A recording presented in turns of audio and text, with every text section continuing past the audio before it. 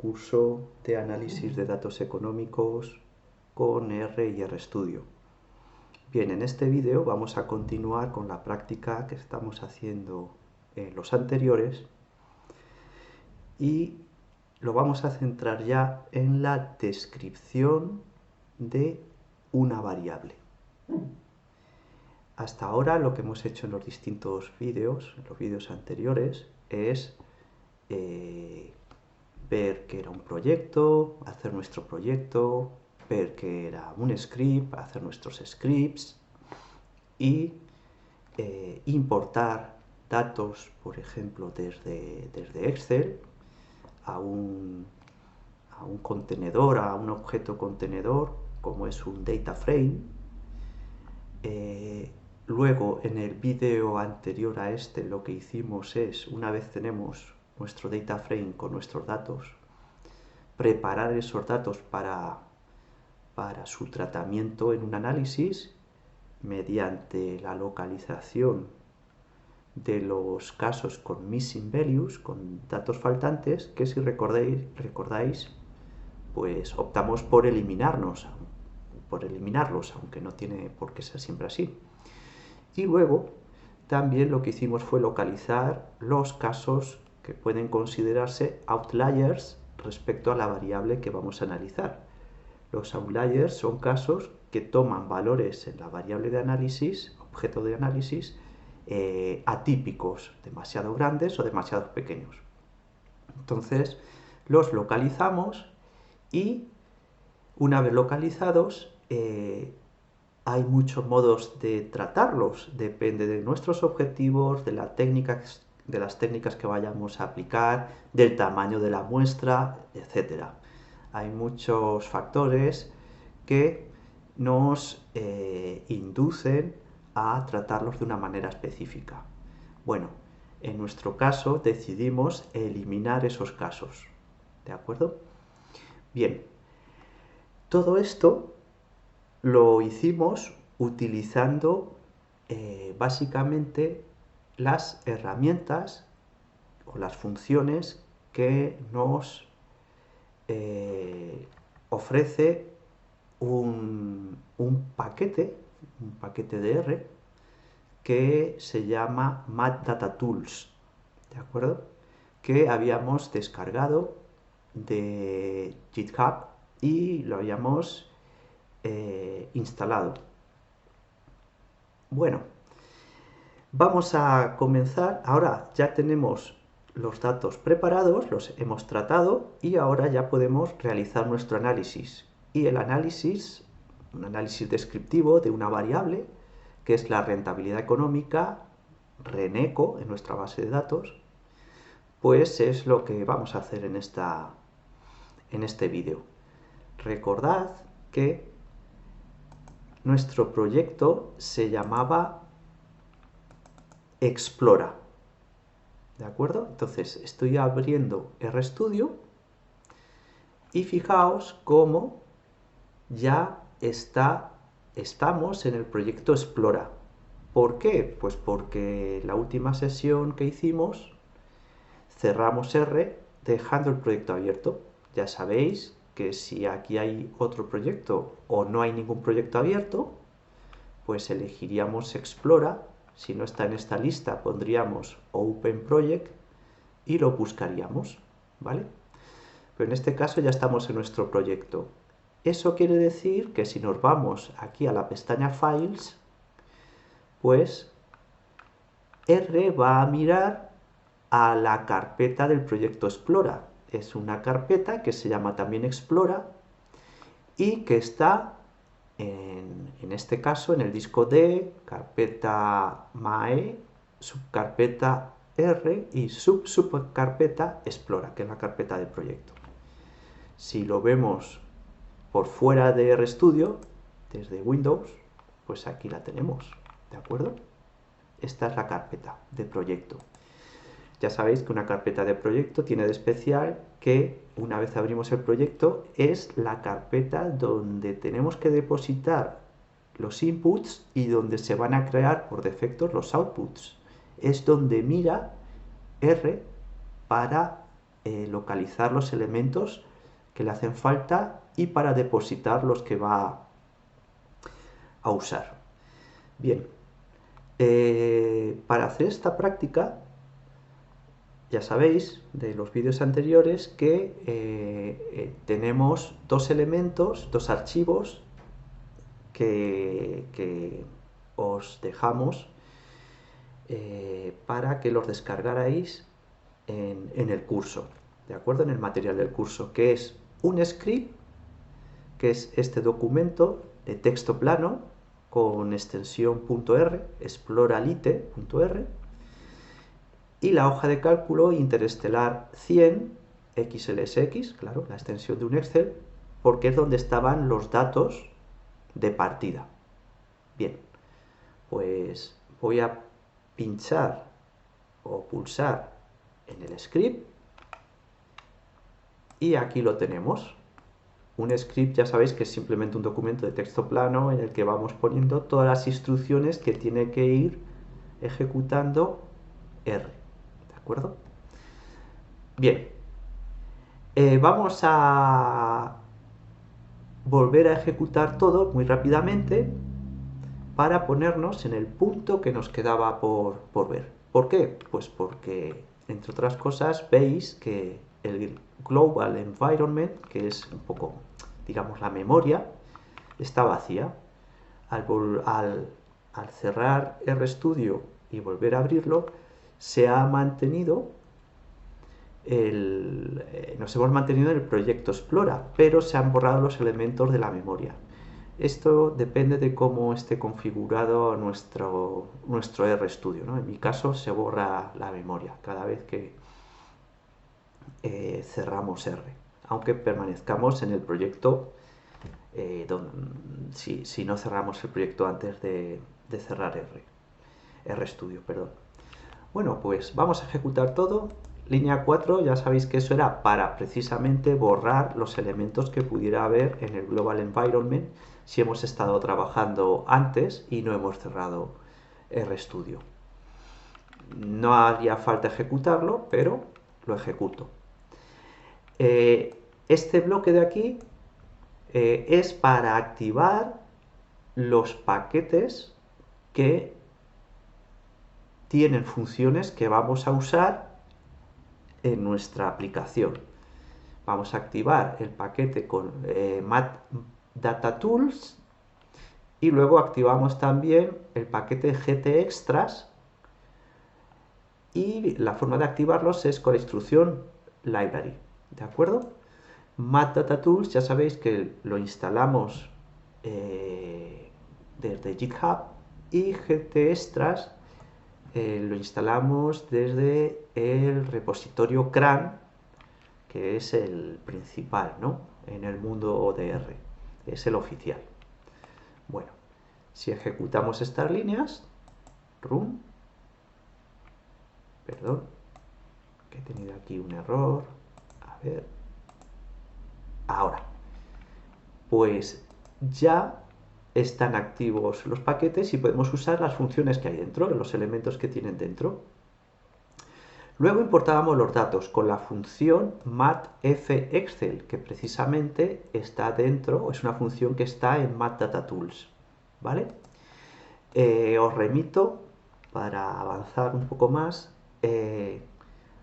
al vídeo en el que tratábamos cómo importar datos, ¿de acuerdo? Esta instrucción le tenemos que dar como argumentos el nombre de la hoja de cálculo con su extensión, que tiene que estar en la carpeta de proyecto, la hoja de cálculo dentro del fichero de Excel donde están los datos, y luego teníamos un argumento que se llama na-values, opcional, pero que hay que rellenarlo en un modo vector para decirle qué elementos en el Excel nos indican que no hay dato en una celda. Si en esas celdas sin dato no quedan vacías, sino que se pone alguna inscripción, como por ejemplo n punto de punto, no data o algo así, ¿no? Bueno, y el resultado de la función lo asignamos a un nombre que va a ser el nombre de nuestro data frame que recoja los datos del Excel. ¿De acuerdo? Hacemos run. Y aquí tenemos los datos del Excel. 104 empresas y datos para 28 variables. Las podemos ver, o lo podemos ver todo, si pulsamos aquí en la descripción del data frame. Y aquí están por filas las empresas. ¿De acuerdo? Cada fila tiene el nombre de una empresa y luego por columnas las variables. ¿De acuerdo? Aquí tiene que estar, a ver, aquí tiene que estar Reneco, aquí lo veis, que es la variable que vamos a analizar con un análisis meramente descriptivo. ¿De acuerdo? Bueno, luego teníamos este bloque en el que utilizamos una función que se llama gt-plt-summary y entre paréntesis nuestro data frame, que es para crear una tabla en la que vienen las variables del data frame de un modo un poco más amigable. ¿De acuerdo? La tabla la hemos asignado a un nombre, por ejemplo, datos de fgraph, y aquí creamos la tabla. Veis cómo se guarda con el nombre asignado en la memoria, en el Global Environment, y ahora, para verla, ponemos el nombre y lo ejecutamos, el nombre de la tabla y lo ejecutamos. Tarda un poquitín, pero aquí vemos en la ventana inferior derecha, en el visor, cómo están cada una de las 28 variables. ¿De acuerdo? ¿Qué es lo que... ¿Qué es la información que nos da esta tabla? Pues el nombre de la tabla, el tipo, si la variable es categórica o un atributo, o si está en escala métrica, es numérica. Luego nos da el histograma si es métrica y la cantidad de valores diferentes o categorías que tiene la variable si es un atributo, el porcentaje de datos perdidos que tiene la variable, de casos con missing values, la media, la mediana y la desviación típica. ¿Vale? Bueno, recordad que esa función gt-plt-summary pertenece a el paquete GTextras. ¿De acuerdo? Todos los demás que vamos a usar pertenecen a MathDataTools. Bueno, el siguiente paso era localizar los casos con missing values en la variable que vamos a analizar, que es la rentabilidad económica Reneco. Entonces utilizamos la función mathmv, que tiene dos argumentos aquí, el data frame y la variable analizar. Hacemos run y se crean dos elementos, hay dos objetos en la memoria. Uno es un data frame que se llama igual que el data frame de entrada, pero con la partícula -sm. Bueno, ese es un data frame con las mismas variables que el original de entrada y con los casos en los que hay dato en la variable de análisis, Reneco, es decir, están suprimidos en este data frame nuevo los casos con missing value en la variable Reneco, que faltaba dato en la variable Reneco. Era solo un caso, porque hemos pasado a 103, hemos eliminado uno. Precisamente, este otro elemento, que es una lista, nos da información de ese caso que hemos eliminado, ¿vale? Podemos ver lo que hay dentro de la lista y hay dos elementos, una tabla que se llama tabla NA y un gráfico que se llama gráfico BISMIS, ¿vale? Si visualizamos el gráfico, pues tenemos que poner datos, -sm, -info, que es el nombre de la lista, y luego el símbolo dólar y cómo se llamaba el gráfico, que era gráfico BISMIS.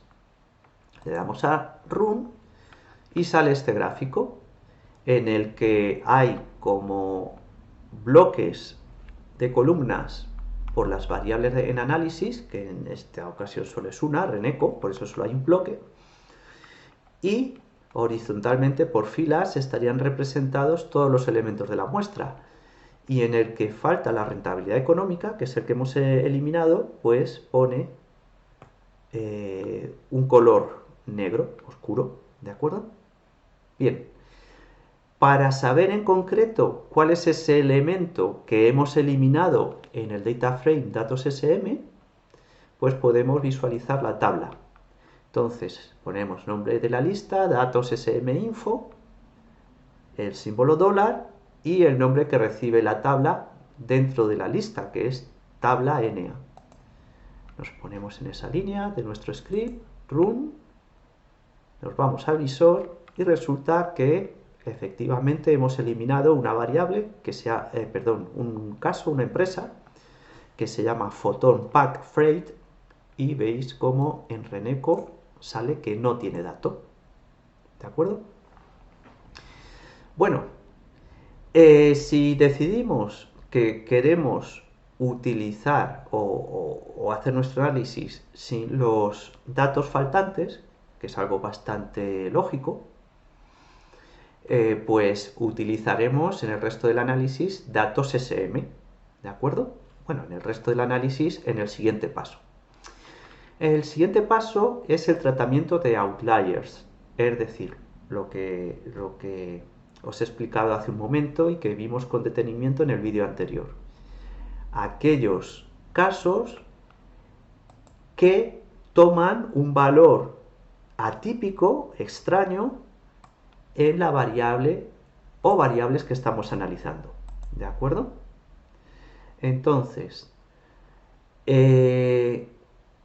la función que pertenece al paquete matDataTools que localiza y trata los outliers se llama matOut. ¿De acuerdo?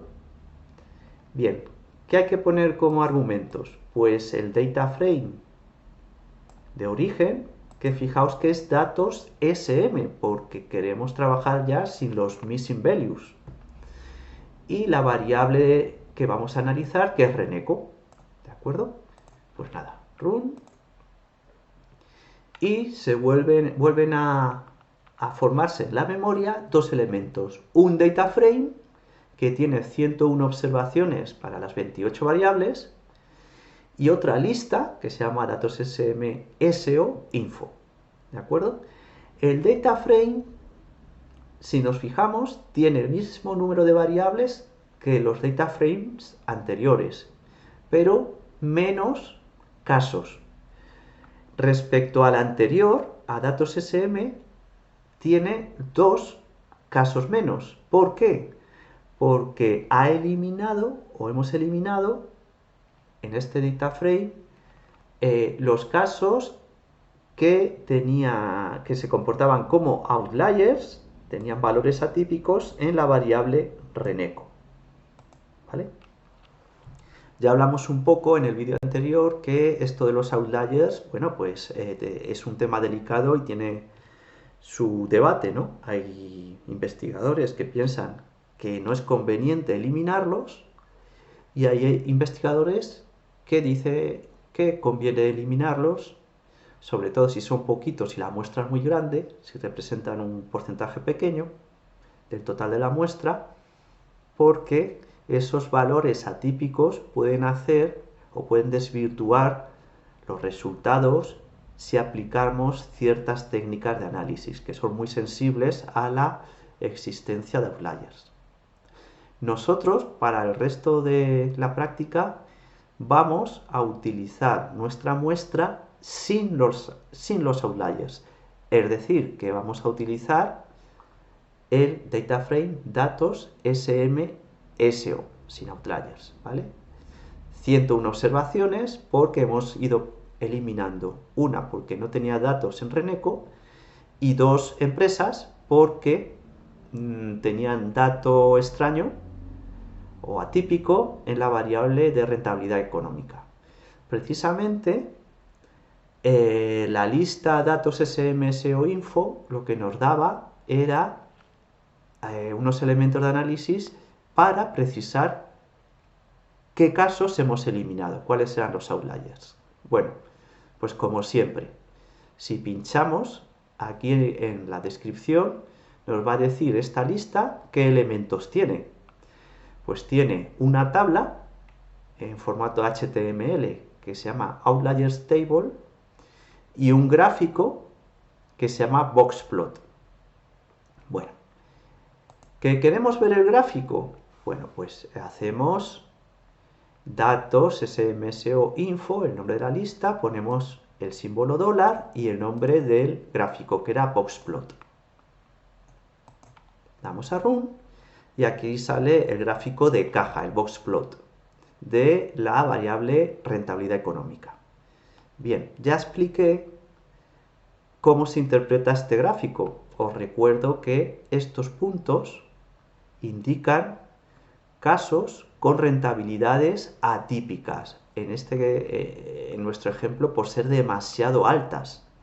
Podría haber algún caso atípico por debajo también, pero aquí solo son por arriba. Estos casos, los que tienen estos valores para rentabilidad, fijaos que bastante grandes, por casi en 90 uno y más de 90 el otro, de rentabilidad, son los que hemos eliminado en el data frame datos SMSO info. ¿De acuerdo?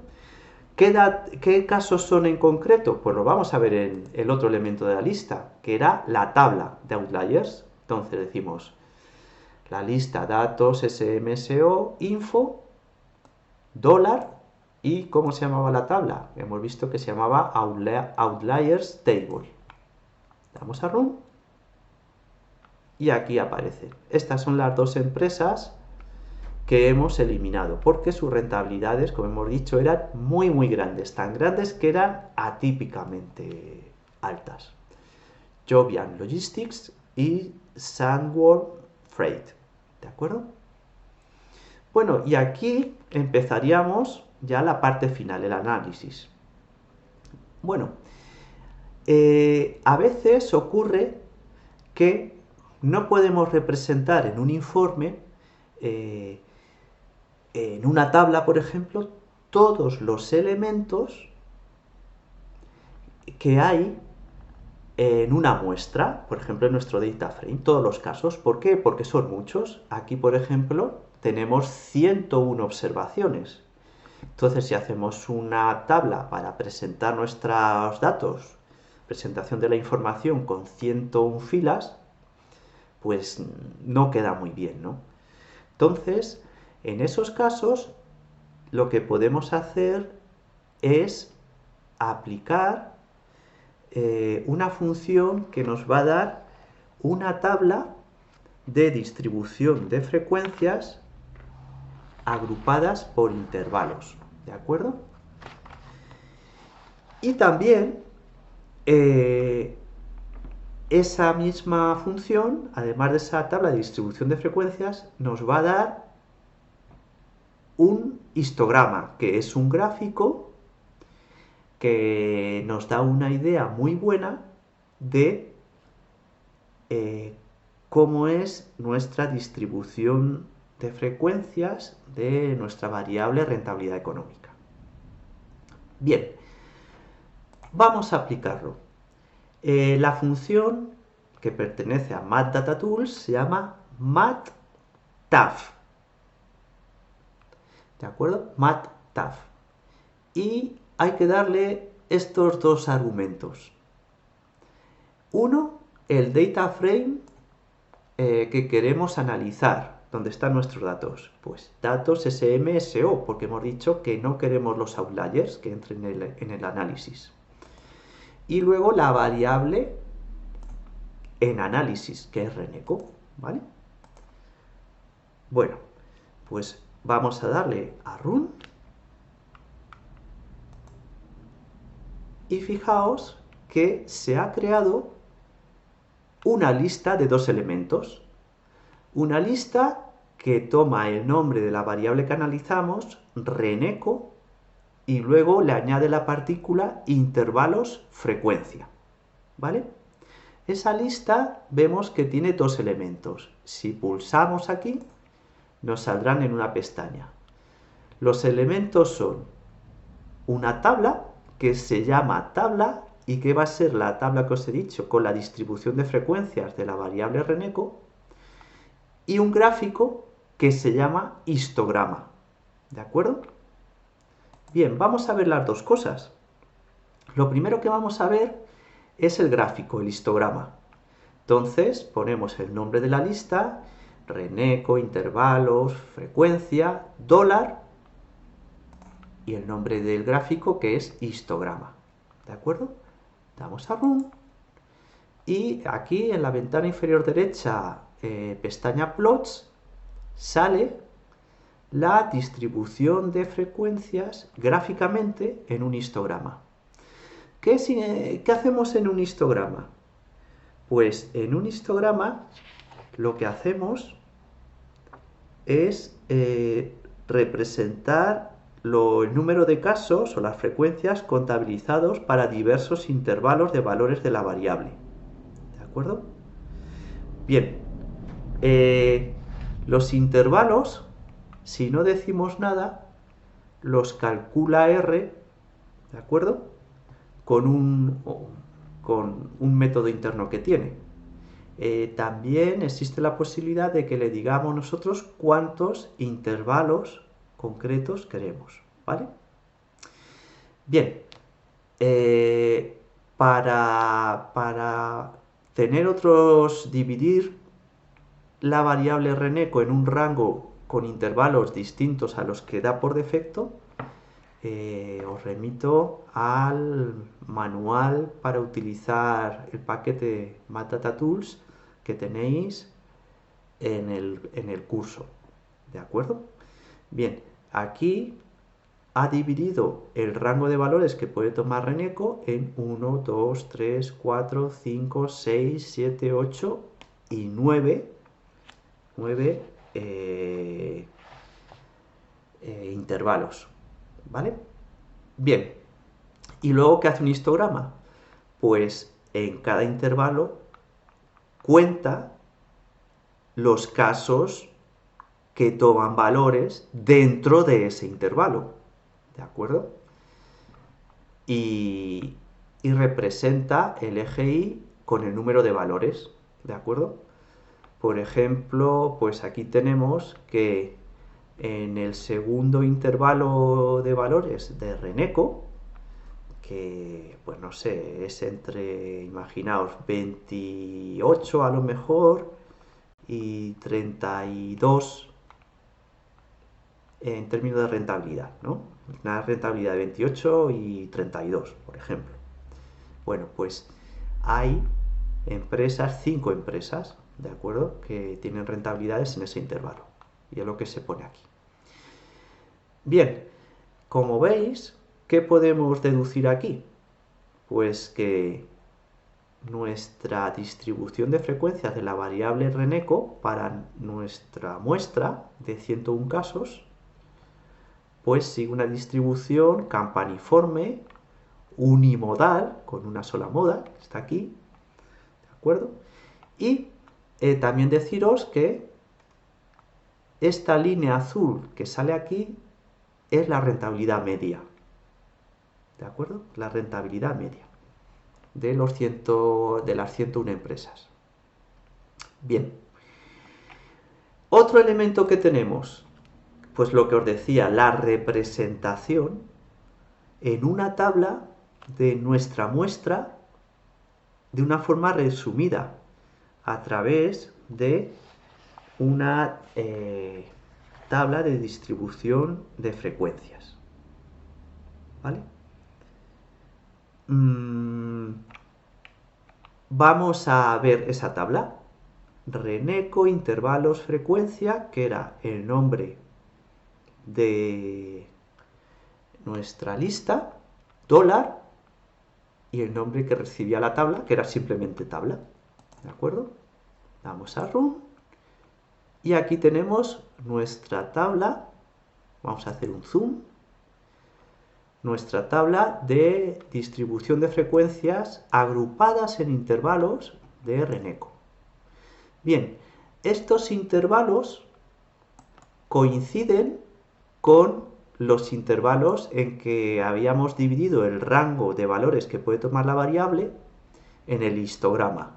¿De acuerdo? Mirad cómo hay 1, 2, 3, 4, 5, 6, 7, 8 y 9 intervalos de valores. ¿De acuerdo? 9 intervalos de valores. Bien, en las tablas de distribución de frecuencias lo que hacemos es colocar los casos según el valor de la variable que estamos estudiando, en este caso rentabilidad económica, de manera que los primeros casos o empresas, en nuestro ejemplo, son los que tienen rentabilidades menores y luego vamos subiendo, vamos subiendo, vamos subiendo y ponemos las últimas rentabilidades o las empresas que tienen más altas rentabilidades en última posición, ¿vale? Es decir, recolocamos la muestra y ya la dividimos en los intervalos y contamos el número de casos que entran dentro de cada intervalo, que es esta columna que se llama frecuencia absoluta, N sub I, ¿de acuerdo? Por ejemplo, empresas cuya rentabilidad económica está entre 56,7 y 62,5, hay 20. Bueno, que volviendo un poquito, un momento, a nuestro histograma, esas eran las 20 empresas. Perdón, un momento. A ver. Eso, perdonad. Eran estas de aquí. Uy. Aquí, plots. Esta de aquí, ¿veis? 20. Y es esta columna, ¿vale? Esa columna se refería a ese intervalo.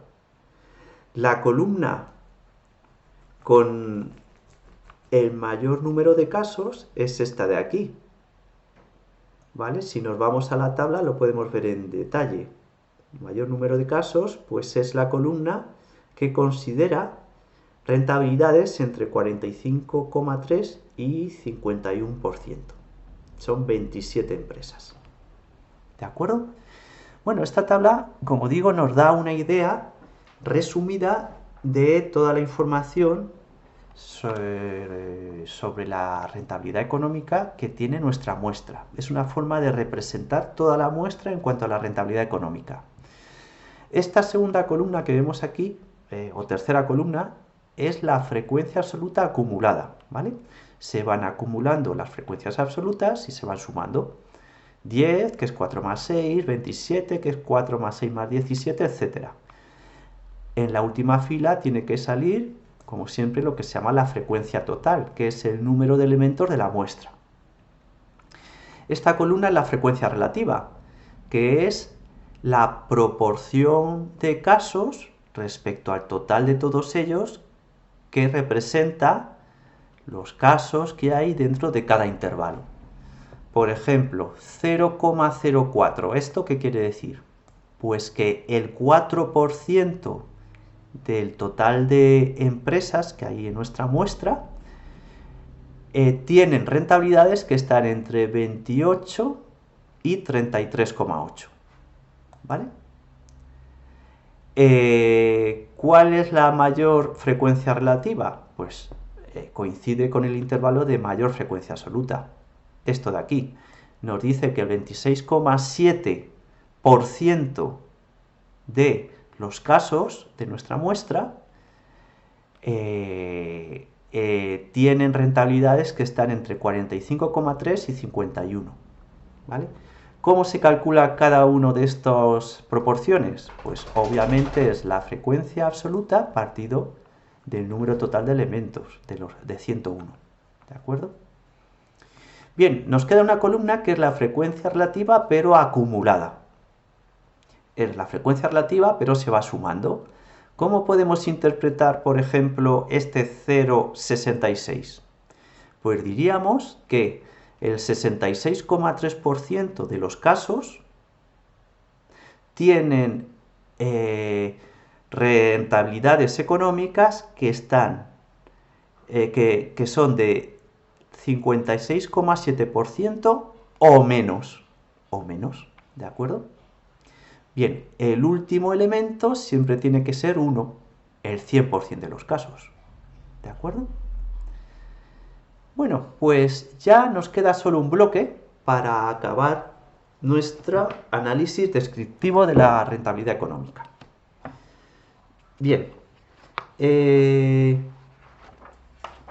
para analizar de modo descriptivo una variable, pues podemos usar una función que está dentro de MathDataTools, dentro de ese paquete que se llama MathDescribe. ¿De acuerdo? Aquí lo tenemos. Argumentos que entran en esta función: el DataFrame con nuestra muestra, datos SM, SO, y la variable que estamos analizando, Reneco. ¿De acuerdo? Bien, vamos a darle a Run y a ver qué elementos crea, que se guardarán en la memoria. Bueno, pues fijaos, ha creado una lista que tiene 3 elementos. Esa lista, por defecto, toma el nombre de la variable Reneco y luego le añade la partícula describe info. ¿De acuerdo? Tiene 3 elementos. Vamos a ver qué 3 elementos son. Abrimos aquí la lista en una pestaña para ver qué tiene dentro y vemos que hay un gráfico que tiene el nombre gráfico resumen. Luego hay una tabla que está en formato HTML, de las que salen en el visor, que se llama estadísticos. Y hay otra tabla que se llama normalidad. ¿De acuerdo? Bien. Vamos a ver, en primer lugar, el elemento estadísticos. Es una tabla, como os he dicho. ¿Ahí qué va a aparecer? Pues van a aparecer las medidas descriptivas más habituales cuando intentamos describir una variable. ¿De acuerdo? Entonces, ponemos el nombre de la lista, Reneco describe info, símbolo dólar, y ¿cómo se llamaba la tabla? Estadísticos. Bueno, pues damos a Run. Y aquí tenemos nuestras medidas. La primera es la media, ¿de acuerdo? 51,60. Esa es la rentabilidad, está en porcentajes, entonces la rentabilidad media de las 101 empresas es el 51,6%. ¿De acuerdo? Luego tenemos la desviación típica. Ya sabéis que la desviación típica es la raíz positiva de la varianza. ¿De acuerdo? Es una medida de dispersión de los datos respecto a su media. Una alta desviación indica que hay una mayor variabilidad en las rentabilidades, sería. Mientras que una baja dispersión sugiere que hay homogeneidad, es decir, que en torno a la media hay un rango más limitado de rentabilidades que toman los casos. Bien. Luego tenemos la rentabilidad mediana, ¿de acuerdo? La mediana ya sabéis que es el valor central de la distribución, útil para identificar la tendencia central, especialmente si los datos están sesgados. Bien, como os dije en el vídeo anterior, la mediana es el valor que toma el caso que divide a la muestra en dos partes. Una con todos los casos que tienen una rentabilidad superior a la rentabilidad mediana, a la mediana, y la otra mitad de casos tienen una rentabilidad con un valor inferior a la mediana. ¿De acuerdo? Bueno, luego tenemos aquí dos valores para ver un poco cuál es el rango, que es el valor mínimo, la rentabilidad menor, es la que muestra una empresa que es de 28%. Y la rentabilidad máxima es una empresa que tiene una rentabilidad de 79,6. Recordad que esto es dentro de los casos que no se han considerado outliers, porque ya nos quitamos de dos outliers, dos casos que tenían unas rentabilidades superiores aún, tan superiores que parecían ya extrañas. Entonces estos son el valor máximo de rentabilidad dentro de las 101 empresas que hemos dejado porque no eran consideradas outliers. Bien, luego tenemos el coeficiente de asimetría de Fisher. Indica el grado de asimetría de la distribución. Un valor cercano a cero sugiere simetría, mientras que valores positivos o negativos indican sesgos hacia valores altos o bajos, respectivamente. ¿Vale? Indica si una distribución es asimétrica positiva o negativa. Bien, en un gráfico, que es lo que veremos ahora después, por último, lo veremos mucho mejor. ¿De acuerdo? Bien, y por último tenemos el coeficiente de kurtosis de Fisher. El coeficiente de kurtosis mide el grado de concentración de los datos alrededor de la media, es decir, el grado de apuntamiento de la distribución. Eso gráficamente lo veremos mejor. Un valor cercano a cero indica una kurtosis normal, es decir, semejante a la de una distribución normal, y se dice que es una distribución mesocúrtica. Si los valores son positivos o negativos, pues implican mayor concentración en torno a la media, sería una distribución leptocúrtica muy apuntada, o unos valores más dispersos hacia las colas, ¿de acuerdo? Una distribución más aplanada, y por eso recibe el nombre de distribución platicúrtica. ¿De acuerdo? En nuestro caso, para la variable de la rentabilidad económica, pues vemos que la media es de un 52% casi, ¿de acuerdo?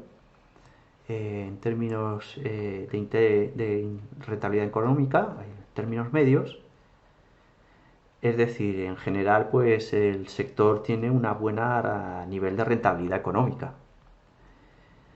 El rango de valores, 28 mínimo y máximo de 79 casi con 7, y la desviación típica de algo más de 10, evidencian que no todas las empresas tienen una rentabilidad homogénea. Tienen una media común, claro, pero en torno a esa media, pues cada empresa concreta toma valores que pueden ir desde 28 a casi a 79,6, ¿vale? Y tienen un rango amplio de valores que pueden tomar en torno a esa media. Bien, en cuanto a la simetría, que es de 0,14, esto sugiere que las rentabilidades están distribuidas de manera equilibrada, sin un predominio claro de empresas con resultados extremadamente altos o bajos, ¿vale? Es bastante simétrica la distribución. Y en cuanto a la kurtosis, que es ligeramente negativa, pues respalda también esta interpretación. No hay una concentración excesiva de valores cerca de la media ni una dispersión extrema, está bastante equilibrada. Bien, las medidas descriptivas tienen que estar necesariamente acompañadas de unos gráficos analíticos, ¿no? Que van a complementar a estas medidas y nos van a dar una idea mucho más precisa que las medidas por sí mismas de cómo es la distribución de frecuencias en nuestra muestra de 101 empresas de la rentabilidad económica. Bueno, tenemos un elemento gráfico que vimos que estaba dentro de la lista Reneco describe info y que se llamaba gráfico resumen. En realidad son 4 gráficos unidos en una sola imagen, ¿vale? Entonces vamos a ver esos gráficos. Nos ponemos en la línea 35, damos a Run y aparecen nuestros 4 gráficos. Vamos a hacer un zoom, ¿vale? Y bueno, el primero ya lo conocemos, el primer gráfico es el histograma de la rentabilidad económica.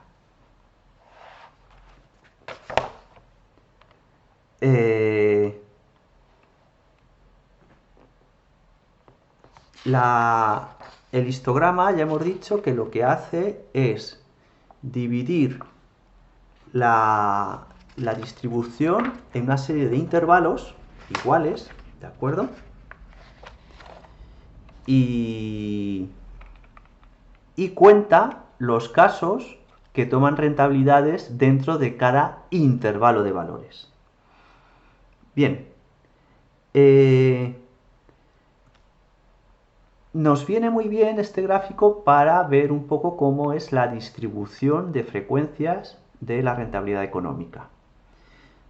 Bien, os dije antes que por defecto divide el rango de valores que puede tomar la rentabilidad económica, esta función en MATTAF en la función MATTAF, en una serie de un número de intervalos que también se llaman bins.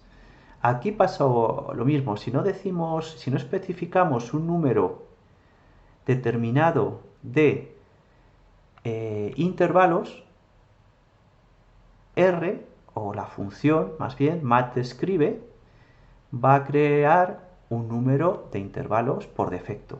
Bien, este número de intervalos, que aquí es 1, 2, 3, 4, 5, 6, 7, 8 y 9, los calcula de acuerdo a la llamada regla de Sturges, ¿vale?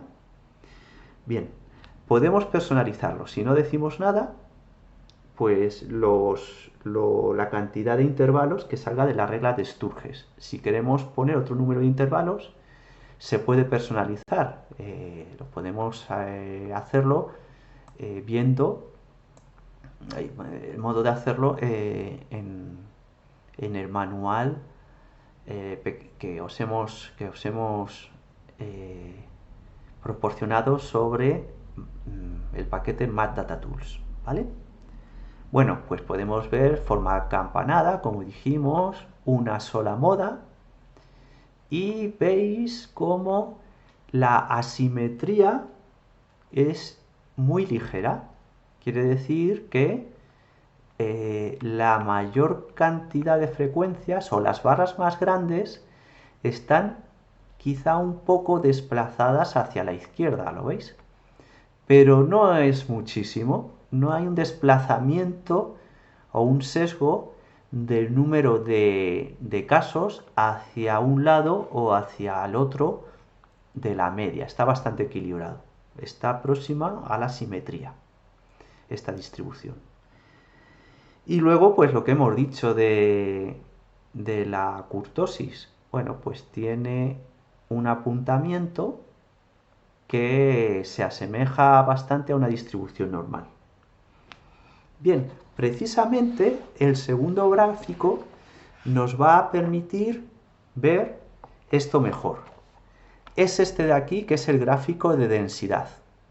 Bien, el gráfico de densidad es una versión suavizada del histograma que utiliza una función de densidad de kernel para estimar la distribución de probabilidad de una variable continua. ¿De acuerdo? Es como este histograma, pero que lo hemos suavizado mucho. Aquí lo veis. ¿De acuerdo? Bien, en este gráfico, además, incorporamos lo que sería la curva normal o la distribución normal con la misma media y la misma desviación típica que nuestra distribución real para poder compararlo. Y lo que os decía, veis cómo está bastante equilibrada la distribución de la rentabilidad económica. En cuanto a simetría, aquí se pierde un poquito y está como un poquito desplazado hacia la izquierda. La mayor masa que tiene el gráfico de densidad. Me refiero a la masa, al desplazamiento respecto a la media, que es esta recta azul, ¿no? Bueno, es decir, que presenta una ligera asimetría positiva. Y en cuanto al apuntamiento, pues veis que es un poquito más aplastada que la curva normal. Muy poco. Prácticamente coincide. Por eso nos salía que la distribución era platicúrtica, un número negativo en el coeficiente de kurtosis, pero muy próximo a cero, apenas perceptible. ¿De acuerdo? Y por supuesto se ve aquí perfectamente la forma acampanada y que solo hay una moda. ¿De acuerdo? Bien, el tercer gráfico es un diagrama de caja, que es como hemos visto anteriormente, en el vídeo anterior, que se interpretan los diagramas de caja. La única diferencia es que veis que los puntos que salen fuera de los bigotes, que es lo que llamamos outliers, pues salen por muy poquito, apenas hay outliers. ¿Por qué? Porque los outliers verdaderos, grandes, ya los hemos eliminado previamente de la muestra.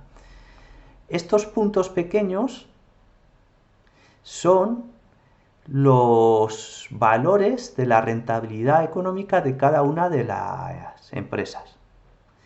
De esas 101 empresas, hay 101 puntos pequeñitos, ¿vale? El desplazamiento horizontal de los puntos no tiene ningún significado. Lo hace solo la función para que no se solapen puntos, ¿vale? Pero que un punto esté más a la izquierda o más a la derecha no tiene ningún significado. El significado es si están más altos o más bajos, porque están asociados a rentabilidades, a una escala de rentabilidades.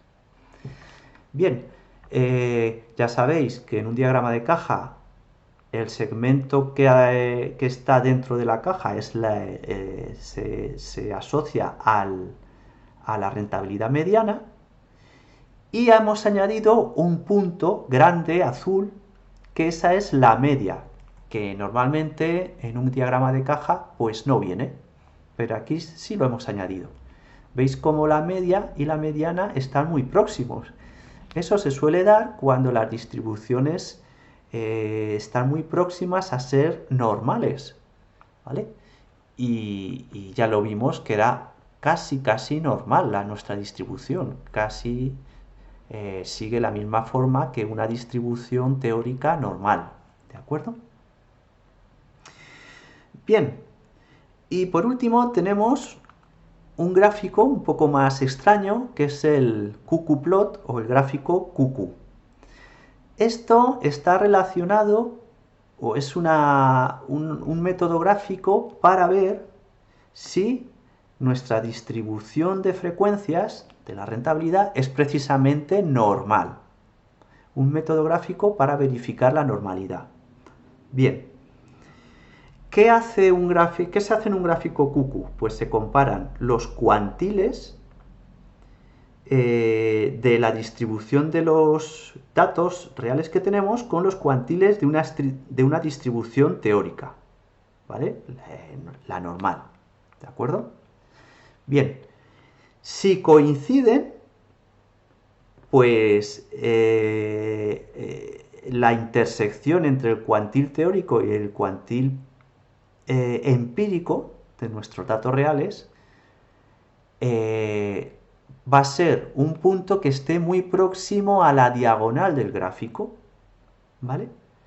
En cambio, las intersecciones entre un cuantil empírico y su correspondiente teórico, si esos cuantiles son muy distintos, pues el punto de la intersección se va a separar más de la diagonal, de este segmento diagonal que tenemos.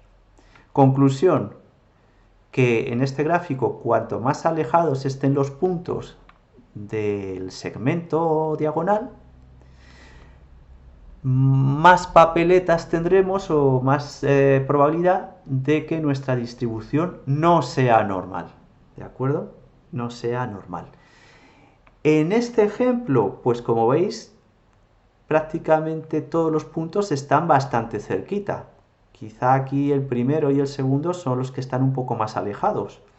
Eso quiere decir que tenemos bastantes posibilidades o una probabilidad alta de que nuestra distribución de frecuencias de la rentabilidad económica en nuestras 101 empresas sea o siga una distribución normal. Es algo que ya habíamos visto al representar la densidad, ¿vale? Que seguía un patrón muy próximo al patrón normal teórico que tenía esta curva azul, ¿vale? Coincidían la curva roja y la azul, bastante. Bien, hay un último elemento que nos proporciona la función matDescribe, ¿de acuerdo? Que es precisamente unos test o contrastes estadísticos, unas pruebas estadísticas, no gráficas, sino estadísticas, para comprobar si nuestra distribución de frecuencias sigue una distribución normal, ¿vale? Es un método más con la rigurosidad de la estadística, ¿vale? Un método para comprobar si existe normalidad en nuestra distribución y no tenernos que fiar solamente, pues, por ejemplo, del gráfico QQ, porque a veces se dan gráficos QQ en los cuales es difícil determinar si hay normalidad o no, ¿vale? Bueno, pues para obtener esta información tenemos que recurrir a visualizar dentro de la lista Reneco, Describe, Info, pues el elemento normalidad, que es una tabla. Ponemos $normalidad. Bien, damos a Run o a Run y aquí vemos. Es una tabla en HTML en la cual hay 3 columnas. Bien, la primera columna dice prueba.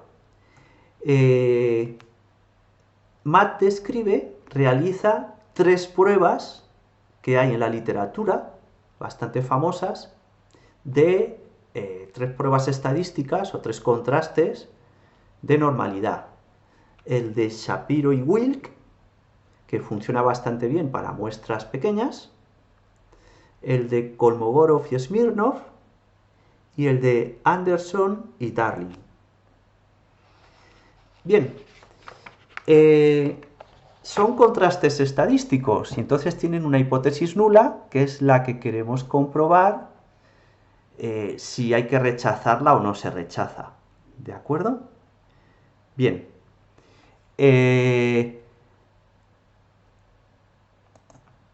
Como todo contraste estadístico, nos da un p-valor, que es la segunda columna. Cada prueba nos da su p-valor. Recordad que el p-valor lo podemos interpretar así. Imaginaos que ponemos que queremos tener una significación estadística de 0.05 o lo que es lo mismo, una seguridad de 0.95 de acertar, ¿no?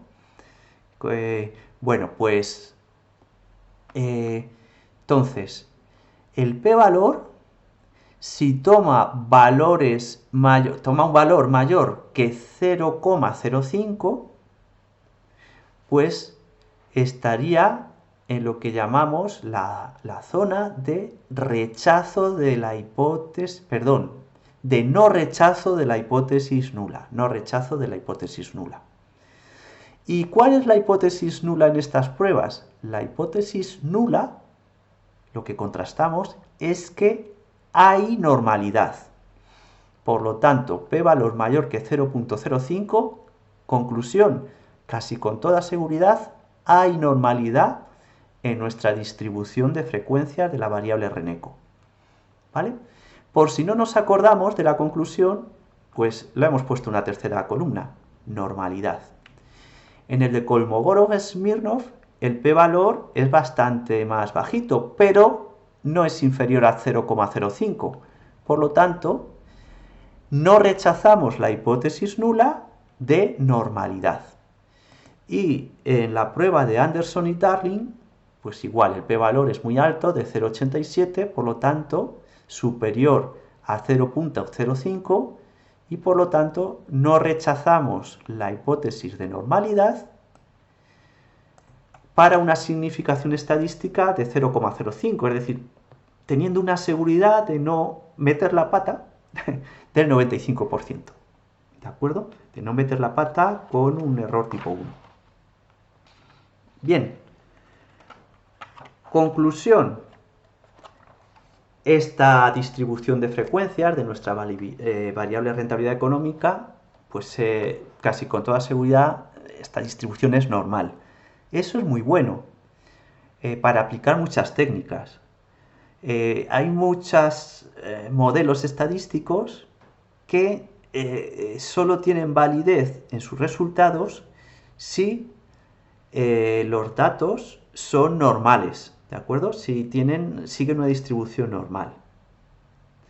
Entonces, hay que tener siempre eso en cuenta. Es muy apetecible para muchos análisis que los datos sean normales. Si no son normales, ¿qué hay que hacer? Pues muchas veces acudir a métodos alternativos que no necesitan de esa normalidad en los datos y que es lo que se llaman métodos robustos.